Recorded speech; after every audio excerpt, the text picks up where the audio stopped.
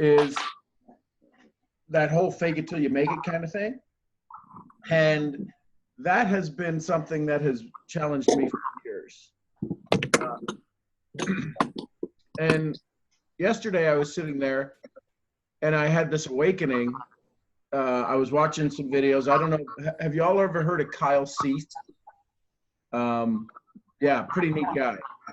And what it came to me is that who was I having an argument with in my own head? And that argument I was having was with the ego. Hey, Danya, how are you? So I said, there's enough of us. Mary, how are you? There's enough of us that are looking for an environment, looking for a place to talk about ourselves, to create our own new awareness. So the whole goal behind this conversation in the morning is to figure out who we're actually having a conversation with. In this moment, I'd ask you in this moment, right now, where you're sitting, where you are with the next breath you take, what is the universe telling you about this moment? What is the ego telling you about this moment? See, those are the two conversations that I'm dealing with, right? There's the puppy. There's two conversations that we're dealing with. And the conversation that I have a challenge with myself is that you're better than this. But that's the ego talking. There's more than this. That's the ego talking. It is, but what does that instantly put us into? It puts us into a place of comparison. So my goal is to have a conversation that allows us to really open up the armor, remove that armor, become vulnerable, like Brene Brown says in her conversations. There's some just absolutely amazing souls that are on here right now. Kathy and I are in a mastermind together. We've been for years. And she's just somebody, we affectionately call her, the Oracle. She's somebody that when I have questions, I ask to. Kathy, when you hear us talk, and I want this to be interactive, this isn't a monologue going out. I see April's dialed in from somewhere. Yes, she said she loves Kyle Cease. So Kathy, when you hear what you've seen so far in the post and what got you onto this morning at 6:30 in the morning, what do you hear when we talk about this ego versus the universal truth in the moment? Well, I think that we confuse sometimes our true, what I call divine intuition, with a more comparative, to use some of your words, comparative competition. So for example, I have thoughts that will fly through my mind of like, why aren't you doing that? Now, the question, why aren't you doing that, could be like shaming, like, well, they're doing that, why aren't you doing that? The question could be something else. The question could be, hey, a challenge to myself, why aren't you doing that? I think this is one of the key things, is that it's not the question, it's what's behind the question. You know, there are things that we need to ask ourselves. There are things we need to challenge in ourselves. Not every challenge we give ourselves is necessarily the wrong challenge. We just need to be able to recognize, when is that challenge really a personal challenge for us to step out of the comfort zone, to step away from, well, that's just always how it's been done. I mean, I so related to some of the things that you were saying in your post, where rewinding my own tape from when I went to work one day and they said, hey, you're done. I've named the company. What do you mean I'm done? I can't be done. Who are you to decide I'm done, right? But then I had to step back and say, maybe that's the universe saying, you wouldn't make the decision we've been trying to get you to make, so we had somebody else make it for you. You know, and in there, I think that's the crux of it all. Yeah, See, I mean, there's things that we've had promptings, things that we've had these subtle intuitions saying, hey, you know, this is probably not where you need to be like hanging out right now. You probably need to be moving on. Like my favorite thing is moving from why me to why not me, because it's universal. If you say why me to one thing, you say why me to everything. If you say why me when the bad happens, you say why me when the good happens. You have this innate distrust of the universe to say you're going to be, everything is going to be suspect. But if you say why not me to the bad stuff, why not me? Why shouldn't I have to go through a divorce? Why shouldn't I have to have an illness? Why shouldn't I have to go through this? Why not me? You're going to say why not me on the other stuff too. Why not me to be the first female vice president? Why not me to be the first person in my family to go to college? Why not me? These things that we do, we don't pick them to be on one side or the other. It becomes our default response. And so if our default response is always to check in and say, is this really the best thing I could be doing right now? And be willing for the answer to be no, right? And not have this emotional emotional attachment or expectation to the answer. Because listen, when you love your work, when you love who you serve, when you love what you're doing, you're not going to voluntarily say, okay, well, I won't do that anymore. I'll go do this thing over here that I don't have a clue what it is. I don't know what it is. I don't know if it's going to be as satisfying, but okay, I'll give this thing up over here that I really like and I really love and it's been working really well. I mean, those are scary things, right? and it's scary. So here's the part that's scary, though. It's scary to who? What's scary to us? It's scary to us. But it's scary to the ego. Well, right? of course. Right? Yeah. The title. Because if we understand that just there's 2, 4, 6, 7 people who are here right now, I have no doubt if any one of us called the other and said, can I have your time for a little bit and ask some questions? Or if you need me, call me. See, this taking a step of faith, which I do it all the time. I think I do it all the time. My ego tells me I do it all the time. See, I have no idea what's going to happen in this conversation.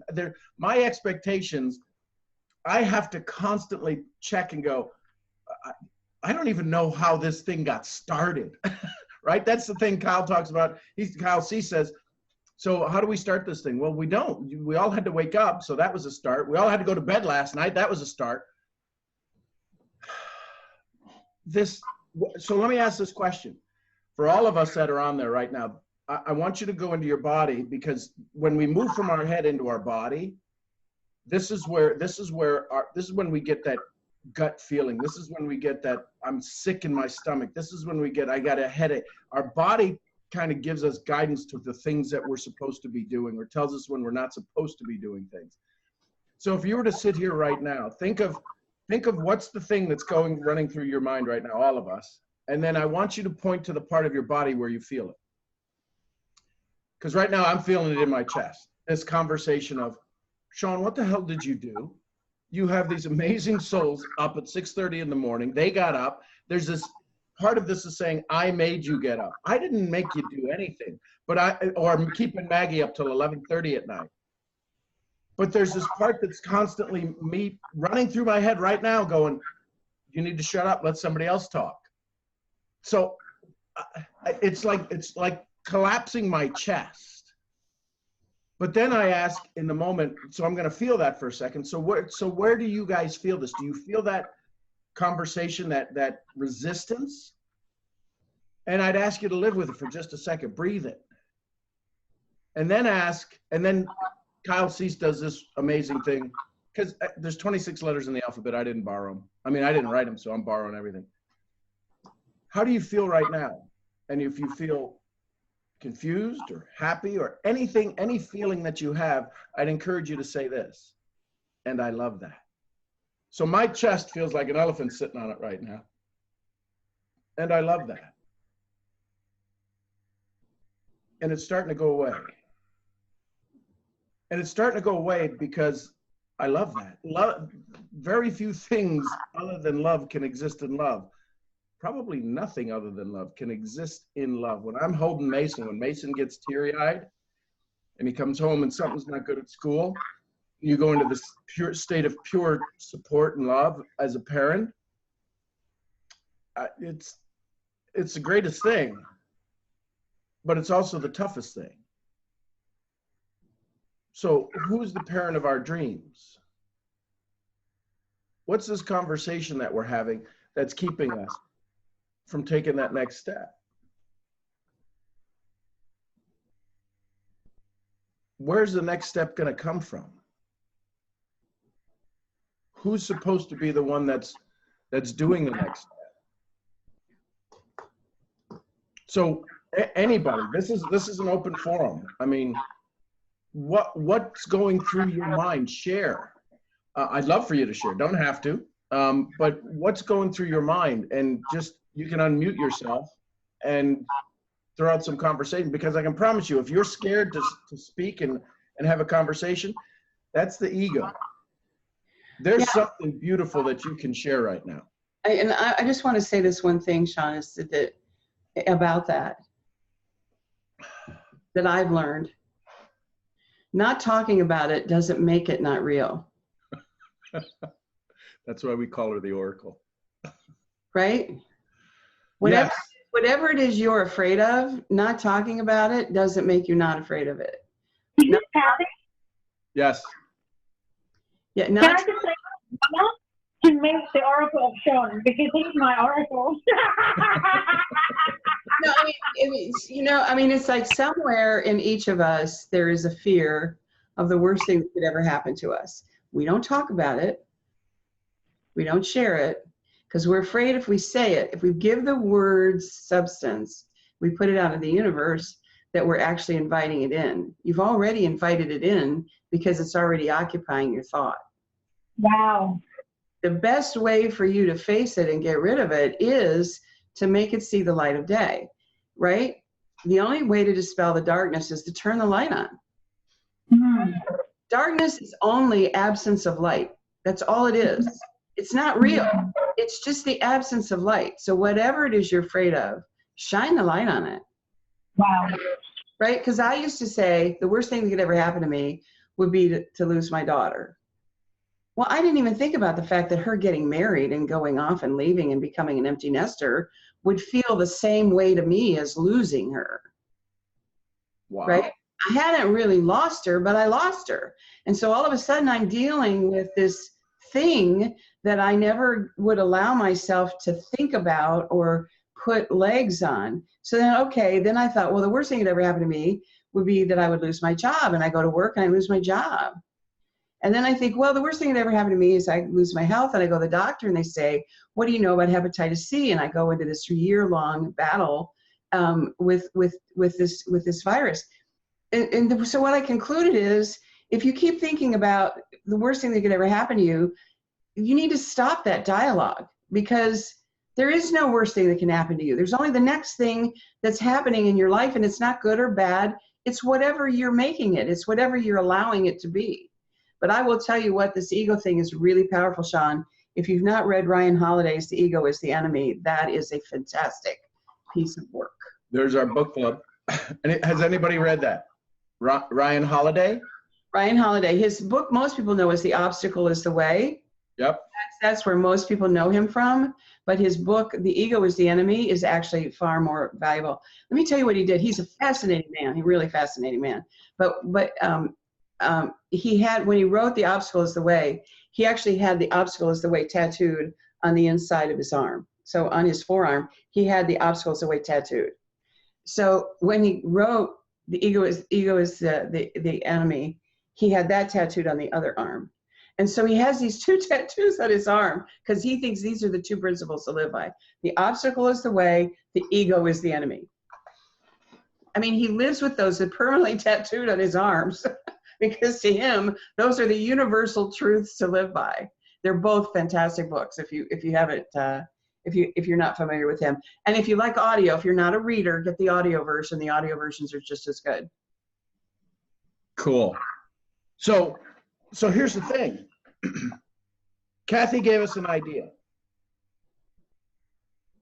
It had to take space, right? April says, know the obstacle, we'll have to read the ego. When it took space in my brain, what had to happen for everything else that was running around in my brain? We call it getting focused, we call it getting this, but it's actually, we're all looking, I believe, I know, so you know what? I got to put my expectation away. I'm going to be very self-full in these dialogues. I am not going to throw, because I have influence, could be ego again talking, but I believe that sometimes things I say, people take to heart. This is not about anybody coaching. This is not about anybody training. This is about us gathering together to become more. So when I hear that, when I just wrote that down, that had to take space in my life. And in taking that space, nothing else existed in that moment. Mm-hmm. So what are we letting have space in our brain? And the challenge is at 60, 70,000 thoughts a day, we don't even know what's running through our head, right? It's called habit. And when the body takes over, it's called habitual. And we habitualize to a situation. We've all been on conference calls. We've all been on a Zoom before. So we habitualize that when I get on a Zoom, if I'm not the one running it, I sit there and I be quiet. That's the pattern that runs. So, and I'm going to share with you last night. So I don't know, this whole thing about law of attraction, we talk about radios, law of attraction. There's still got to be a tower that sends shit out. And when we say, like Kathy said it earlier, that's what ran through my head. What I got from that was when she said, if you don't talk about it, doesn't mean it doesn't hurt you. Well, but if we give it words, if we give it life, the radio tower sends out signals all the time, and it doesn't care who receives it. So when you give light, when you put light onto these things, when you put light and love onto these opportunities of growth, of awareness, it doesn't mean you're drawing them in. That's part of the ego as well, going, oh, well, you've read the law of attraction, The Secret, Napoleon Hill, and if I speak it, you're speaking it at 20,000 words, 14,000 words a minute in your mind. So when I was shaking doing that video, there was, I don't know what it was. I hadn't felt that before. But here's the part I wanted to share with you. Michelle comes home. She started a new position, and she doesn't have any report twos. It's like the perfect position that you could ever acquire, and she's totally stressed out because she's not working hard enough. And it's her programming. But we went through we had a conversation. I said, how do you feel? She says, I feel useless. I said, how does that make you feel? And then what does the universe tell you in this moment? And then we went through this with Mason, and I share this because Mason wants to avoid conflict at any stretch, at any cost. And last night when Michelle and I were having this deep dive that I absolutely loved, I felt bad because I hadn't done it sooner, right? We walk around with these armors on and we go, she's fine, I'm fine, we're all fine, let's keep going, we're fine. Spaghetti's fine. This life is not fine. Spaghetti. But Mason, it went back to his in kindergarten. When one kid punched him or whatever and he bit him and he had to stay in and he could go out for recess and he felt like it wasn't fair. But that came up from kindergarten. Had we not had that conversation, he could have been 50. And that showing up and that not showing up. And it was, and the pain would move around in his body. At one point he felt it in his cheeks. I go, my ego shows up going, how could you feel pain in your cheeks? It doesn't matter. So for as much as it was to help them, it was a release for me. It was an awakening for me going, stop thinking you know what the hell you're doing and get back into heart.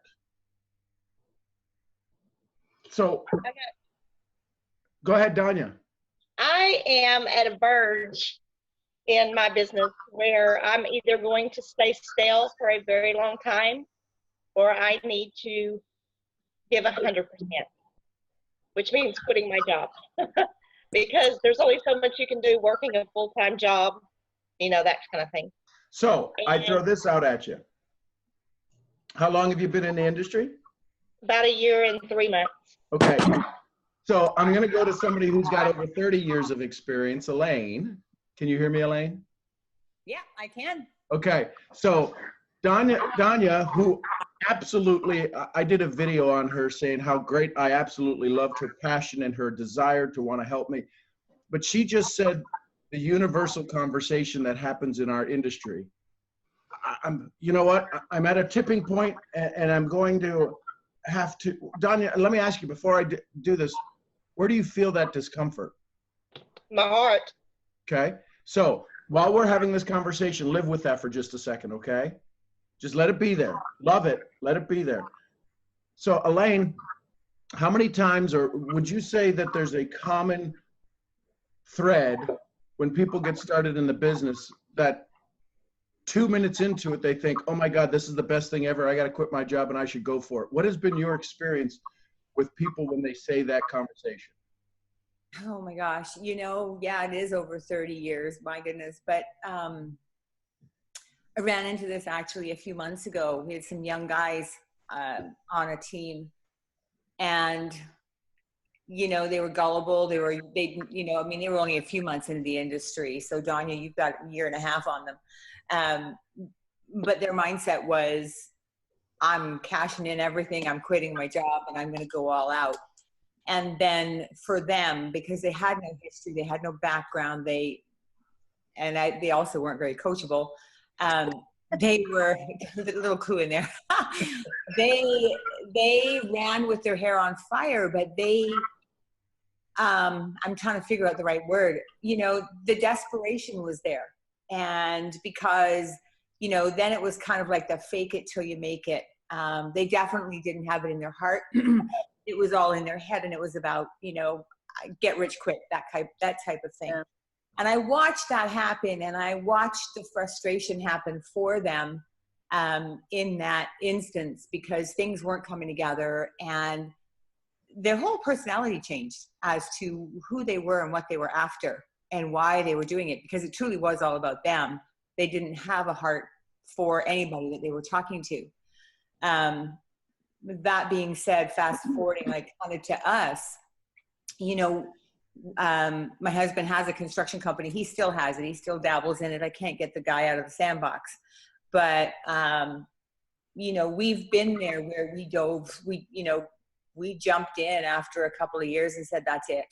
We have to do this," because we saw it. We had the vision. It was in our heart, and we just put our head down and we just went to work. It was nonstop, round the clock, 24/7, because we knew we had made that decision. It's like, oh my gosh, we got kids to feed. We better figure this out in a heartbeat. And right. We did, so I think for us, it was more the, it's the mindset. And sometimes it's taking that leap. It's that leap of faith, when you hear that voice that says, you've got this, and you have no clue how you've got this, but you go, okay, and you just jump in, and then pull on all of your resources to make it come together. It's not always easy, but I know for us, once we made that decision, that stress factor, part of the stress factor lifted, because number one, the decision was made, instead of the questioning, do I, don't I? So not that I'm saying what to do at all. It's a personal thing. I've been right where you are. And it's where do you feel that, besides all over? It's like, where do you feel that? And for us, it was a family decision, and just making that decision that this is what we were going to do. And we just jumped in. So whatever you're doing, you've got another person cheering you on. Thank you. So Danya, I love what you said, Elaine, about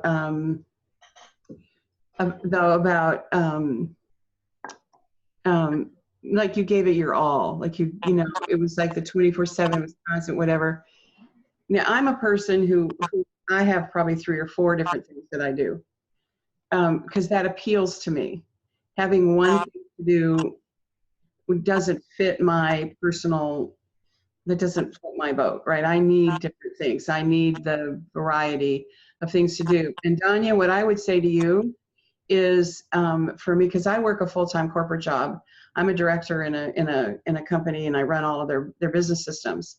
It's not a little job, okay? And I don't may say that to brag. I'm just saying it's not a 9 to 5. It's a 24/7 job. I'm an author. It's a 24/7 job. Mhm. I'm a coach. It's a 24/7 job, right? If you stop thinking of them as jobs and just think of them as one of the things that you do, one of the ways that you serve, they become less conflicting, right?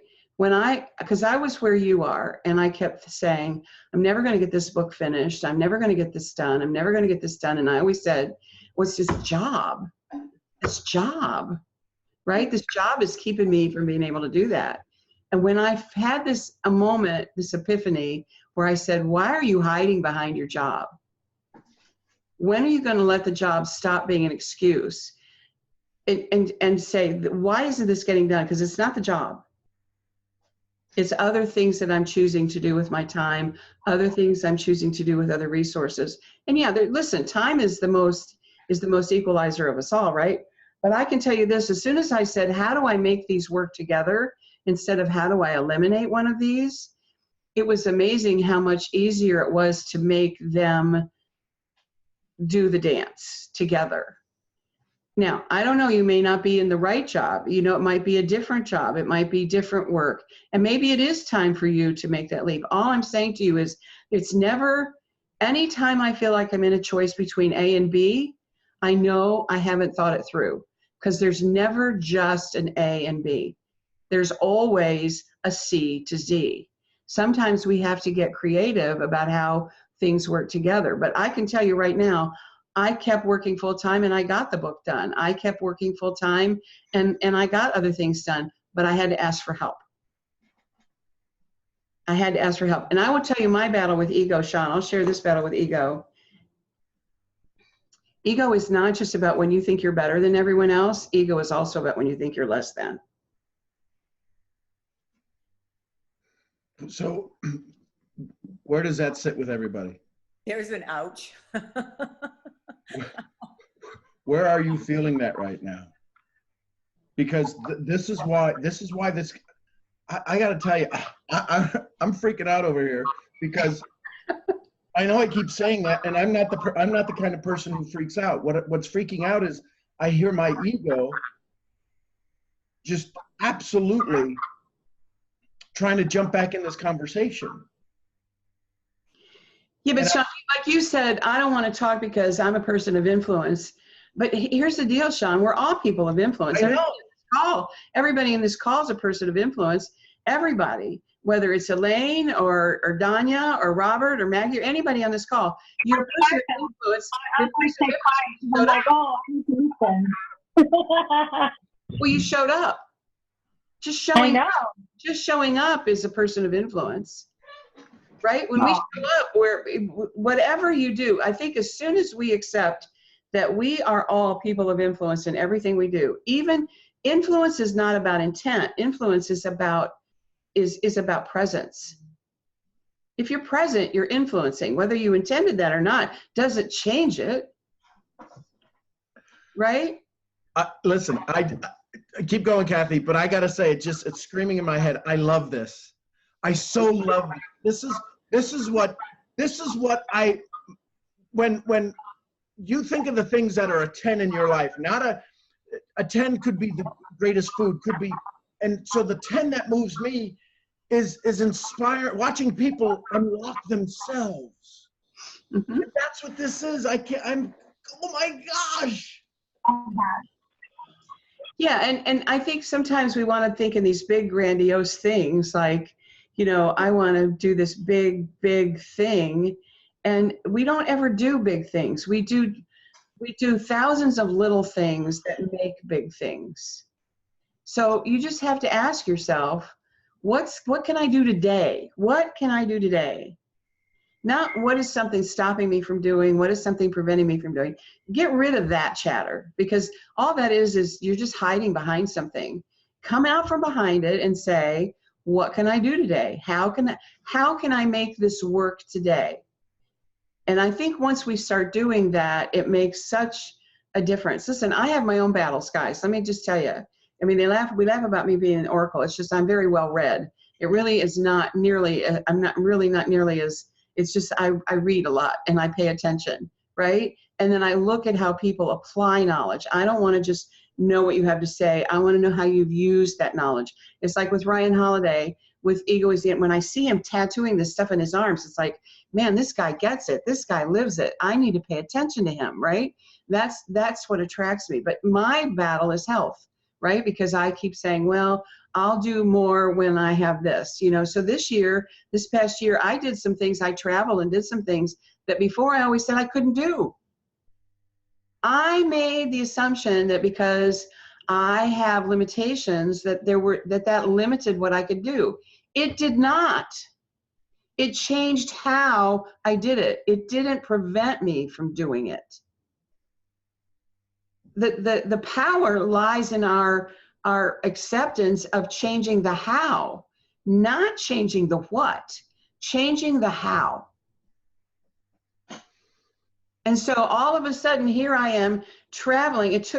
I rode on airplanes and buses and cars and trains, but I made it to Cape Cod. And I spent a week at a writer's retreat for 5 women I never met before, which is so completely out of my comfort zone. And it was one of the highlights of my life. But I was scared to death. I wasn't afraid of the retreat. I wasn't afraid of the women. I was afraid I wasn't going to make it to the bathroom in time. I was afraid my legs were going to give out on me before I could get to the gate at the airport. I was afraid of real things.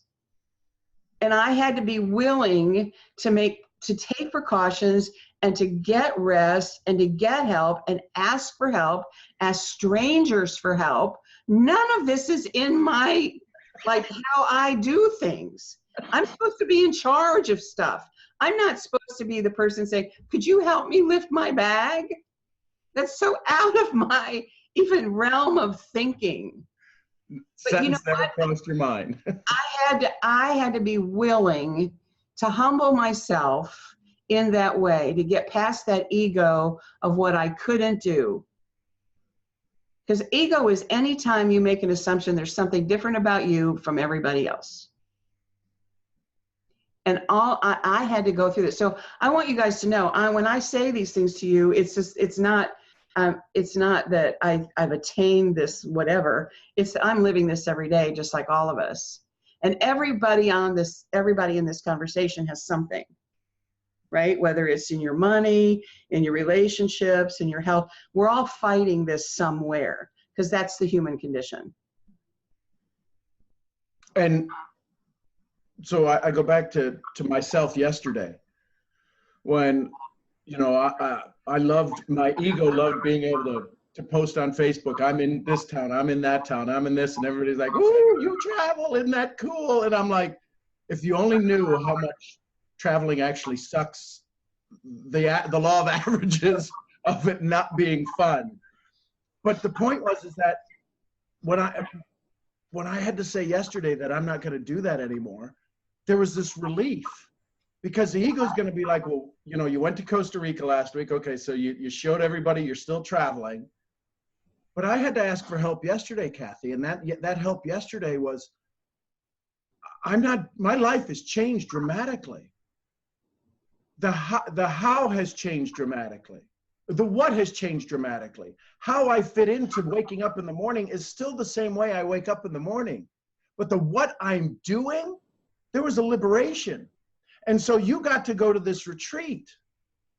Well, I mean, see, folks, I love Kathy like a sister. She's this amazing soul in my life. And this is the first time I've heard this story. So what she's revealing to you, this openness it was my desire for us to just say, there's got to be a safe place for us to all go talk about our shit and show that we are just like one another. So Danya, I'm going to go back to you. Where are you feeling now? What's showing up in your body right now? What are you feeling in your body? Well, sitting here looking at the clock, going, okay, I need to go get dressed, get ready for work and everything. I think in my brain and in my head, I guess we always make excuses. There's always excuses. Mine is the town that I live in has 100 people in it, basically. And to go where I need to go, at least where I think I need to go, is about 30 minutes away. I'm out of my warm market, and I'm hitting the cold market thing. And that is where I think a lot of us struggle, and I've got an awesome upline, and they offer, huge support. And as of January 1, they're going to start coaching hard and heavy with me, which is great. But So, let me talk to your ego for just a second. This thing about being in the small town, 100 people, you got to go 30 miles away. Do you realize right now that you have a global audience? Maggie is in Australia.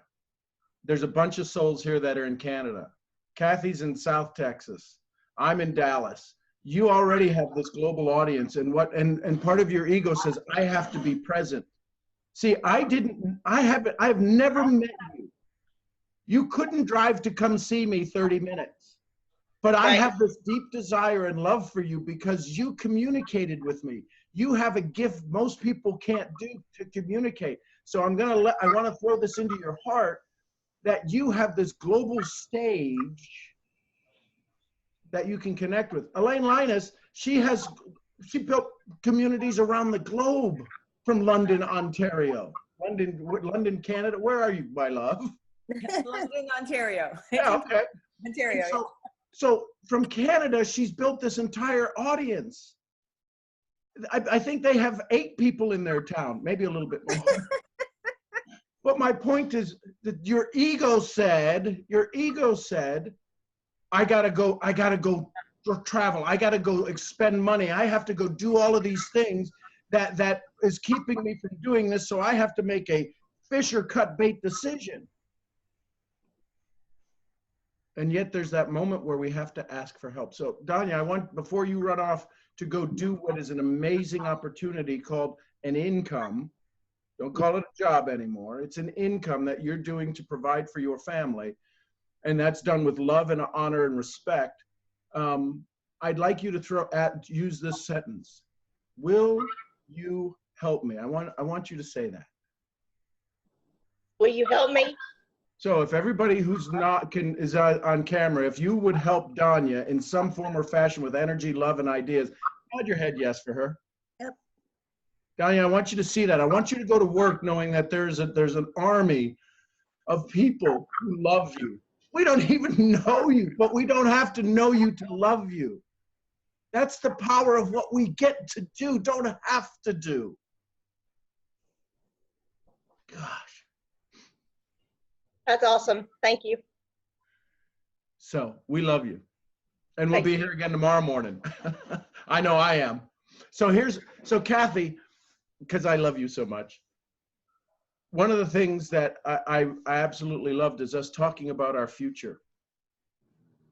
And so 6 months from now, and I'd like everybody to go through this exercise, 6 months from now, we started this call 6 months ago, and there were some amazing souls that got onto it. And since then, it's turned into this community of like-minded souls who are now, again, from a global perspective, have decided to change the level of consciousness in their community, in their family, starting at home. Everybody wants to go help 1 million, but few are unwilling to start with one themselves. And since then, I've been able to publish my personal book called Your Dreams on Trial, While You'll Never Win, The Silent Jury Within. I've been asked to speak in 13 different countries again. I'm speaking into existence the things that inspire my soul. I'd ask us all to take a journey of what 6 months from now, what's your story? And I'd like you to talk into that. You can talk to the refrigerator, you can talk to the dogs, you can talk to us. Who would like to do that?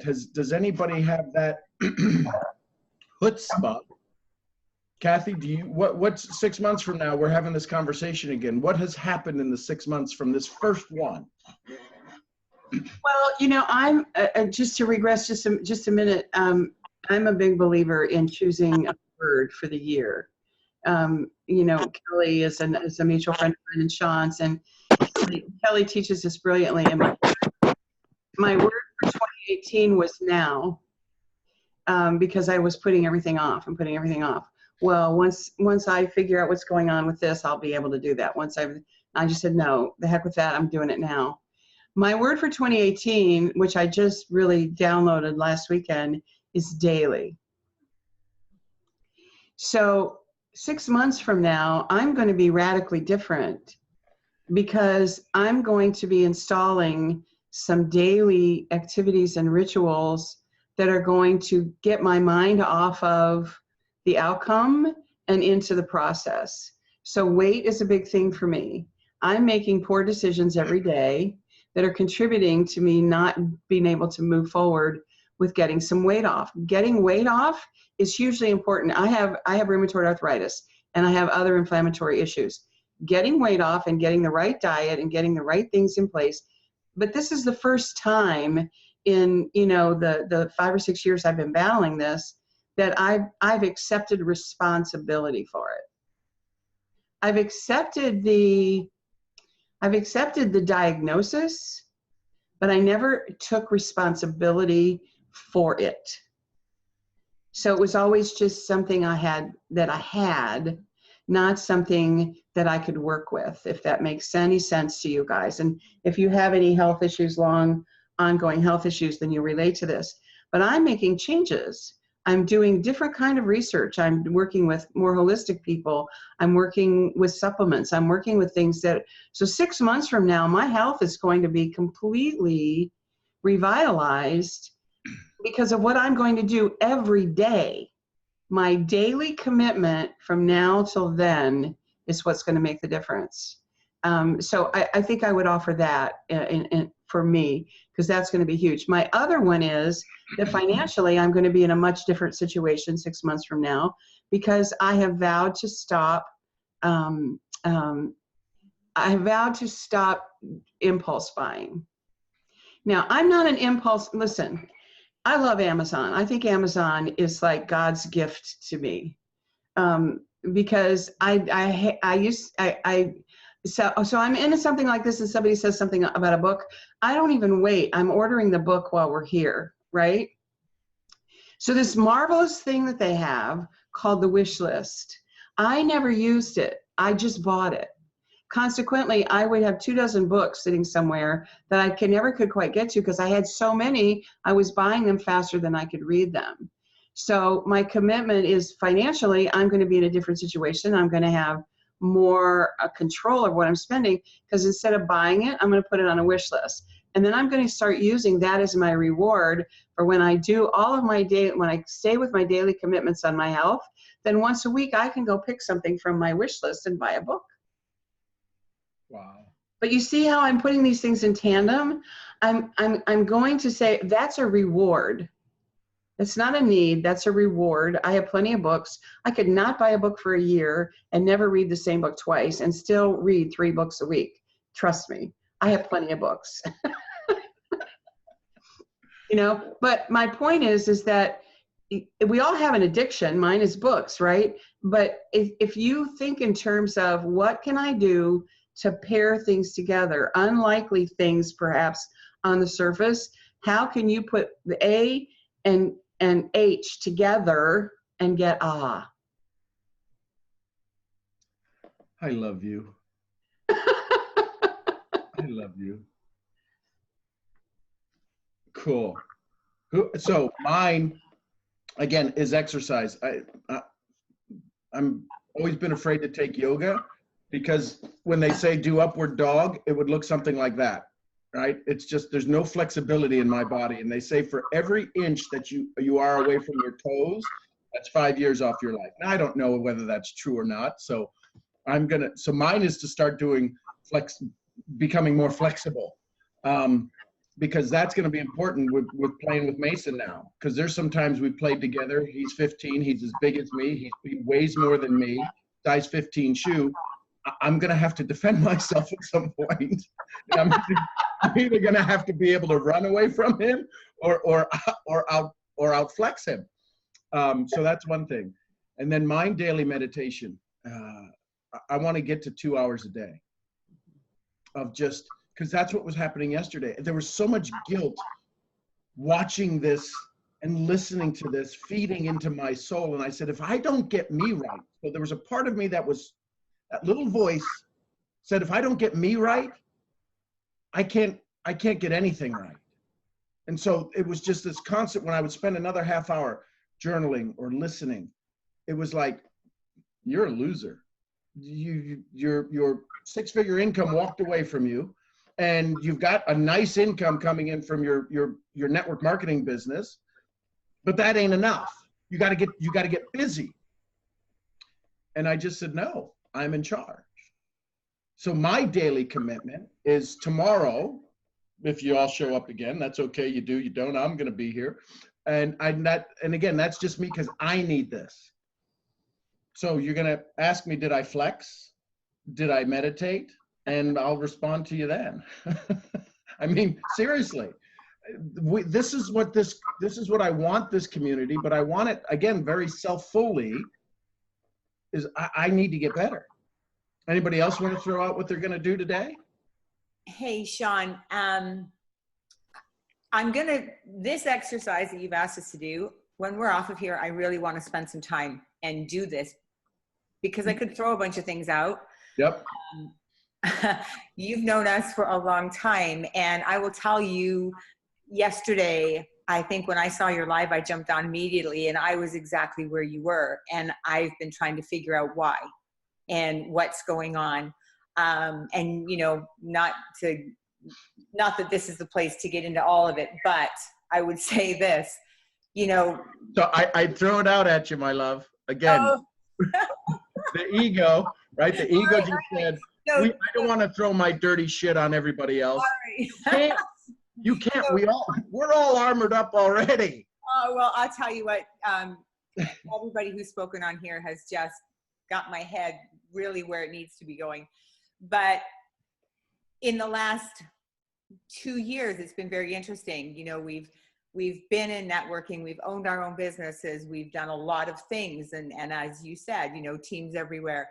And the last 2 years has been an extreme shakeup, earthquake.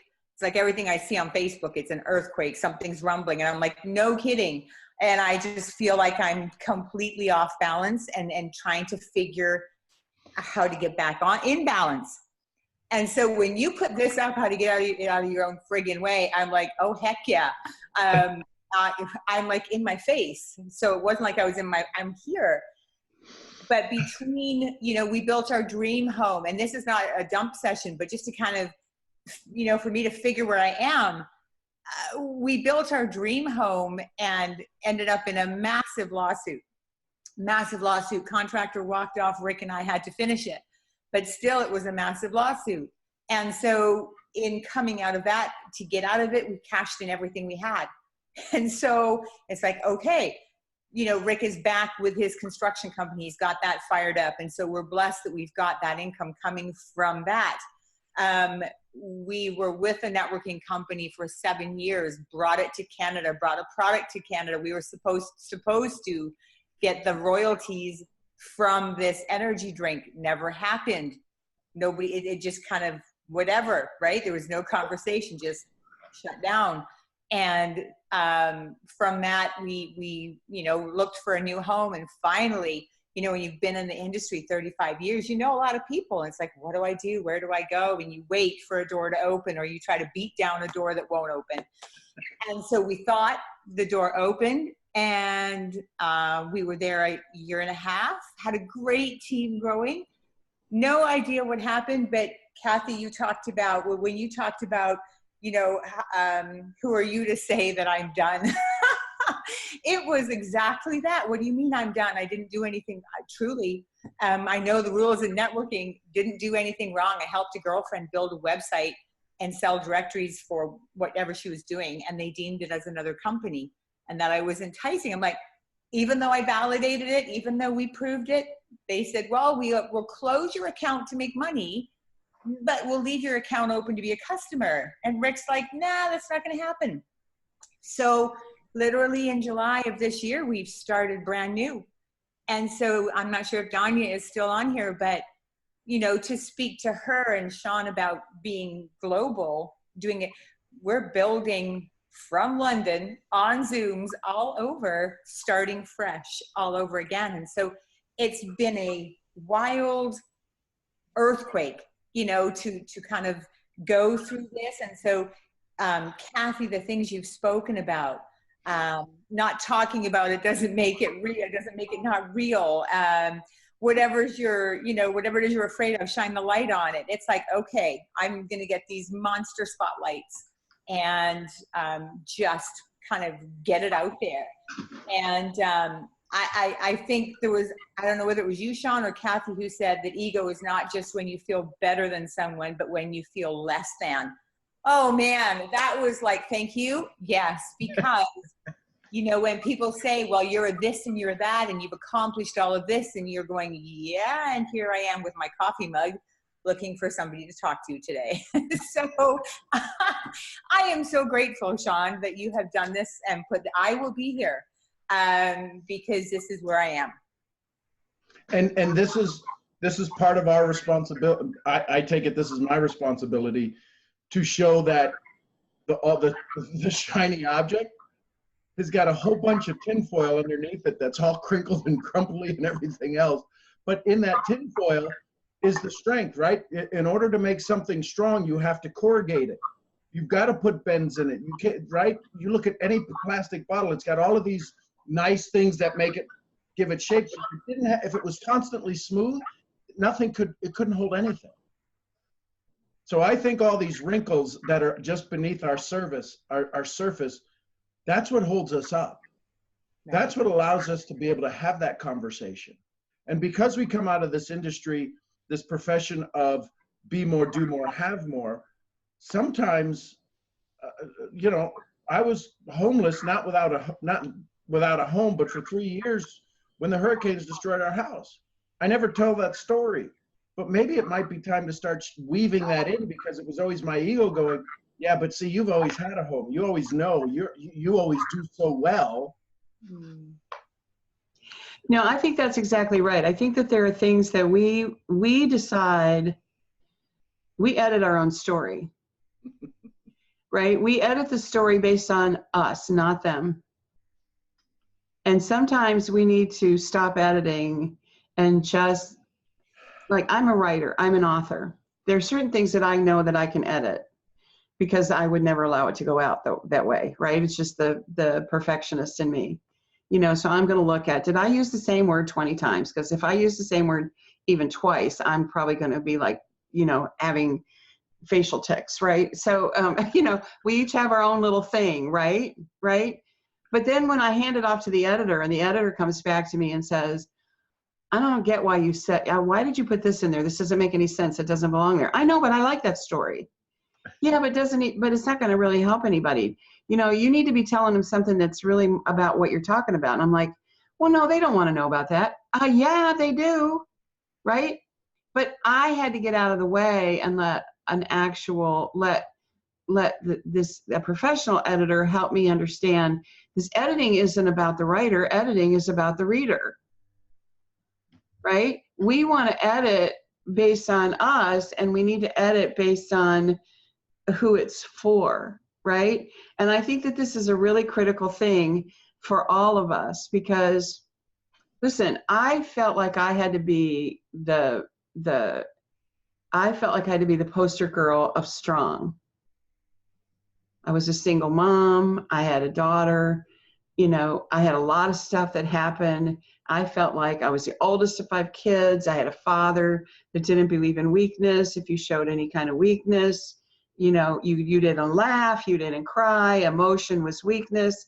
I had all of that crap going on, right? And what it culminated in for me is that to show weakness was just not done. And then you put me in a leadership role in corporate America, where if you show any sign of weakness, it's like blood in the water for the sharks. So you never let them see you sweat, right? And then all of a sudden I find myself in my life in my 50s where I'm like, it's my brokenness. And it's like, the only way I can heal is if I allow it to heal, right? And we all have had these wounds where the only way the wound can heal is when you let air get to it. It has to be exposed.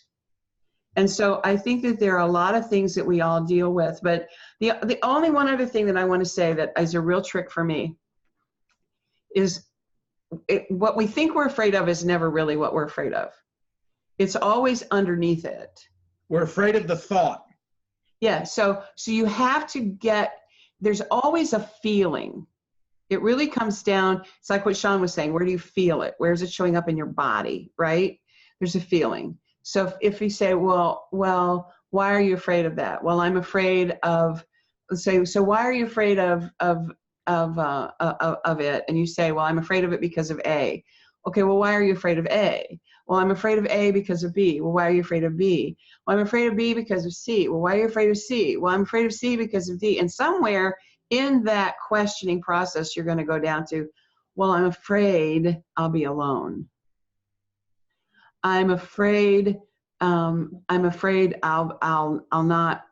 I'm afraid I'll be homeless. I'm afraid. Our real fear lives underneath, and you have to keep asking questions. You have to, it's like an excavation process. I love watching documentaries when they go to these sites and they're excavating these sites to get to the stuff that's been buried. You know, they have to be so careful, right? Because the minute you disturb things, you lose things, right? And so they have to be really careful, and they have to sift through, and they have to excavate. And with each layer that they excavate, they get closer to the prize. And when they get to the prize, and it's like, oh, was all of that worth it to find this? Yes, of course. If it wasn't, we wouldn't have done the work, right? But we have to be willing to do that ourselves. You know, for me, it was, you know, we all have an irrational fear. We all do. We have more than one. We've got to figure out what they are and get rid of them. You know, it's like Brian Tracy, if any of you guys follow any of the personal development people, Brian Tracy, who's, you know, I don't know if this man will ever stop, but I remember him saying, whatever it is you're afraid of, make a plan for it, and you'll stop being afraid of it. So if your fear is, for example, to take Elaine's examples, your fear of I'm not in multi-level marketing, that's not my space, but I know many people who are, and I hang around a lot of them. But you know, if your worst fear is that you've built up this whole organization and somebody's going to pull the plug and it's going to be out from underneath you, then have a plan for that. Because it could happen. I mean, Elaine's just talking about it's happened 2 or 3 times, right? I mean, have a plan for that. What's the plan for that? Always be you're scanning. You're always scanning the market. You're always scanning the horizon. Maybe you're a customer of people and other things, but have a plan for it. So when it happens, it's no longer this big catastrophic event. It's like, okay, I know what to do with that. That's why we do fire drills, right? So instead of being afraid of the fire and standing there staring at it, we know what to do when it happens, right? Listen, my kids live in Alaska. I'll tell you this funny story. I say funny story, but it's ironical funny. So my daughter and son-in-law and 3 grandgirls live in Alaska. They moved in July. All right, so they go through a 7-point magnitude earthquake. I'm in Dallas at the mastermind, Sean and I are both a member of, and I get the call from my son-in-law who never calls me. So I think, well, I'll call him back, but then he calls me back right away. So I step out into the hall to take the call. And he's telling me within minutes of this 7-point magnitude earthquake, and they're in it, and their house is destroyed, and they can't reach my oldest granddaughter. She's not there. She's not home. She'd already gone. She'd already left the house, and nobody can reach her. your heart's in your throat. You're sitting in Texas, your kids are in Alaska, the earth is literally opening up and swallowing things. You're seeing all of these images on the news, and nobody can reach your granddaughter. Unless you're a very determined grandmother in Dallas, Texas, who knows how to use technology. Then you know what I do? I go to work. Our choices live in our actions, right? So I go to work and figure out okay, I can track the GPS on her phone. I can see that her phone is at the school. I can call the school. What are the other things I can do to get me where I need to go? And within 30 minutes, I'm hearing my granddaughter's voice on the phone. All right, I'm hearing my granddaughter tell me, "Hey, Nana, what's going on?" I'm like, "Well, honey, there's been an earthquake." "Yeah, oh yeah, I know. I'm over here at the special needs stuff. The special needs kids were really scared. So I asked them if would it help if I came over here and helped them with the kids." What? Okay. Yeah, that's great, sweetie. But you know, your parents are a little worried. All right, your parents are a little bit like going insane. Your grandmother is going insane. And then I'm thinking, why didn't I trust? Right? So here is so now I'm get back on the phone with my son-in-law and my daughter saying she's fine. Here's where she's at. Here's what she's doing. We go through all of this. So we finally get all 5 of them back together. So let me just tell you this. My daughter's freaking out. My son-in-law is freaking out. The 2-year-old is freaking out, will probably need therapy for the rest of her life because everybody's freaking out. The 6-year-old and the 18-year-old are calm. You know why they're calm? Because they've been having earthquake drills at school. This was not unexpected to them. And they knew what to do. The 6-year-old is like, you know, I'm on the phone with her and she's just like, "Nana, well, we have to go, you know, we have to leave the house, but I'm really worried about my elf. He was just laying there on the ground when we left him. I don't know. Do you think he'll be okay?" And I'm like, "The elf? It's this silly elf on the shelf thing, right?" And so I finally, they finally get back home, I'm on the phone with her and she's like, "Nana, my elf is amazing." I'm like, "What?" "Oh my gosh, my elf is amazing. Did not even faze him, this earthquake. I got to go, Nana. We got stuff to do." Right? The children had drills. They knew what to do. My oldest granddaughter said, "I'm fine. Who's not fine? Who can I help?" Right? I'm down here in Texas like, oh my God, you know, but they're fine. It's never, you know, listen, one of the charities I support is Be Like Brit, because she went to Haiti and she died in an earthquake. So this is all going through my mind, you know, as I'm listening to this about my kids, right? But my point to you guys is this. It's going to happen. Your version of the earthquake, my version of the earthquake, it's inevitable. It's going to happen. Don't be afraid of it. Be ready for it. Because as soon as you're ready for it, as soon as you have a plan for it, it's lost its power over you.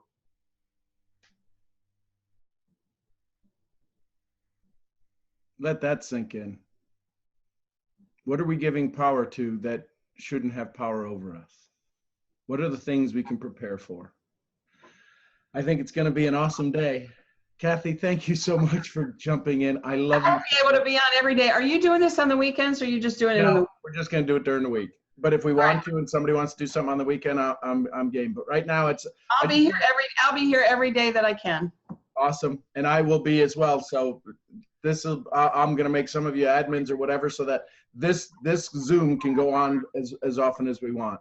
I appreciate each and every one of you. I'd inspire you to inspire yourself, to let your little child out, to let that 6-year-old and go find your freaking elf on the shelf and go and worry about your elf on the shelf so everybody else goes, "What the frick is wrong with you? You just had an earthquake."